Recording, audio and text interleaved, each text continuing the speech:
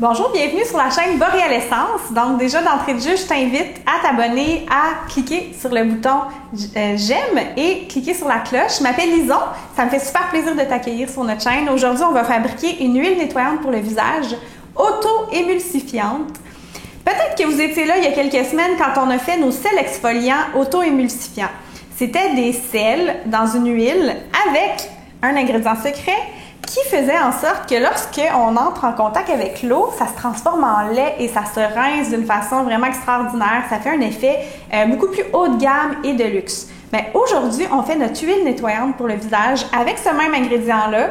Quand vous procurez un ingrédient, j'aime ça vous donner l'opportunité de l'utiliser dans d'autres circonstances et c'est absolument parfait pour ça, ce qu'on va faire aujourd'hui.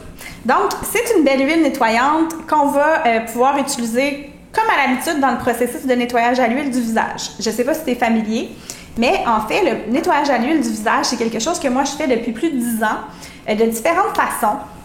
Et la façon de faire, c'est que, par exemple, moi, j'utilise ça particulièrement le soir.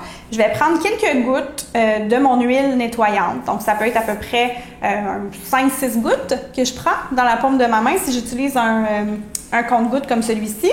Sinon, bien honnêtement, ce que j'aime le plus en ce moment, c'est les bouteilles avec pompe pour le nettoyage du visage à l'huile. C'est vraiment génial. Donc, je prends mon huile. Je vais faire comme ceci, prendre le temps de vraiment masser mon visage. Je vais aller rincer aussi, même au niveau, par exemple, si je porte du maquillage, je vais aller mettre un peu d'huile là pour vraiment faire fondre le maquillage. Je prends le temps de me masser. Dans un deuxième temps, je vais aller mouiller avec de l'eau chaude et je vais continuer de masser mon visage. Puis, à la fin, je prends des barbouillettes d'eau chaude. On veut prendre le temps de la laisser agir sur nous. Ça fait vraiment du bien le soir, ça relaxe. Profiter aussi des bienfaits de la vapeur d'eau chaude pour tout déloger les saletés. Ça va aider aussi au niveau de la congestion, puis la circulation aussi de la peau, c'est super bien. Donc, on va aller bien rincer tout ça. Prenez toujours des débarbouillettes qui sont douces, surtout ceux qui ont la peau sensible, comme moi. Puis, apparemment qu'on est plusieurs à avoir la peau sensible. Donc, prenez des débarbouillettes qui vont être douces pour votre visage. Alors, comment on fait? On va tout de suite se mettre à formuler ensemble. Alors, on va utiliser, comme à l'habitude, moi, j'aime bien utiliser une pesée. Et là, on va avoir besoin d'une pesée de précision et on va faire un 30 ml aujourd'hui. Donc, j'ai mon petit récipient. C'est pas du tout obligé d'être un béchard comme ça. Ça pourrait être un petit bol que vous avez à la maison qui est bien propre, bien nettoyé. J'ai ma recette de désinfectant pour vraiment s'assurer d'avoir tout désinfecté avant de commencer. C'est simplement de l'alcool à friction avec laquelle j'ai mis quelques gouttes d'huile essentielle. C'est sur le blog de Boréalessence aussi. Donc, on va commencer. On va commencer par mesurer notre Natragem S140, qui est notre ingrédient secret aujourd'hui, qui est notre émulsifiant, qui va permettre à l'huile de se transformer en lait au contact de l'eau. Donc, on met 3 grammes de Natragem et je vous mettrai les infos sur le blog que vous pouvez voir en bas de la vidéo. Donc, on mesure nos 3 grammes. Ensuite de ça, on va aller attraper notre huile de ricin. Et j'aime bien utiliser une petite quantité d'huile de ricin dans mes huiles nettoyantes parce que l'huile de ricin a vraiment une belle propriété nettoyante à l'intérieur. C'est une huile qui est très, très visqueuse et très épaisse, mais mélangée à d'autres huiles plus fines, ça va bien aller, ça va bien se mélanger. Donc, je suis prête. Je suis à la fin de ma bouteille, donc c'est un peu plus long mesuré. Ça ne sera pas trop long. On y est presque. Et voilà. Donc, on a nos 3 grammes de Natragem. Maintenant, je vais attraper mon huile ici, qui est une huile de pépins de raisin. Moi, j'avais pris le temps de la faire macérer avec de la calendula, de la camomille, des teinturiers et aussi de la centaurée, c'est vrai. J'avais mis de la centaurée et c'est dans l'huile de pépins de raisin. Donc, c'est le processus de macération de l'huile que j'ai fait.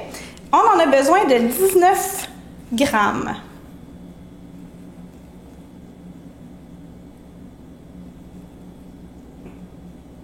Ça a un beau côté doré, l'huile de pépins de raisin. Vous pourriez utiliser une autre huile végétale que vous avez de quand même assez neutre à la maison, un peu dispendieuse. Souvent, j'aime beaucoup, par exemple, l'huile de noyau d'abricot. C'est une autre super belle alternative. Ensuite de ça, on va mesurer notre huile de ricin. On a besoin d'1,5 g. C'est pas beaucoup. mais c'est assez pour avoir son effet nettoyant. Et il me manque mon huile de coco fractionnée, qui est une huile que j'ai longtemps crue comédogène. Qu'est-ce que ça veut dire comédogène? Ça veut dire une huile qui bouche les pores de la peau. Et non, l'huile de coco fractionnée, c'est pas comme l'huile de coco vierge. Donc, elle ne bouche pas les pores de la peau et elle est très fine et super intéressante en nettoyage à l'huile. Honnêtement, quelqu'un qui voudrait vraiment faire ça simple pourrait simplement prendre cette huile-là et nettoyer son visage avec. Alors, on en met 6 grammes. On a déjà presque terminé notre recette, donc c'est vraiment pas quelque chose qui est long à faire.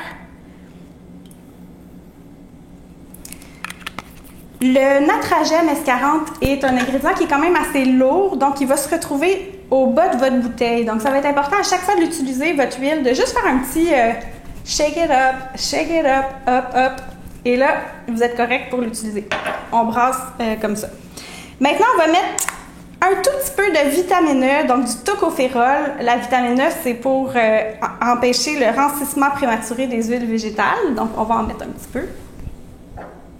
J'ai mon mari qui rit de moi. Je vais essayer de ne pas me mettre à rire. Donc, j'en mets vraiment pas beaucoup. C'est 0,3 g.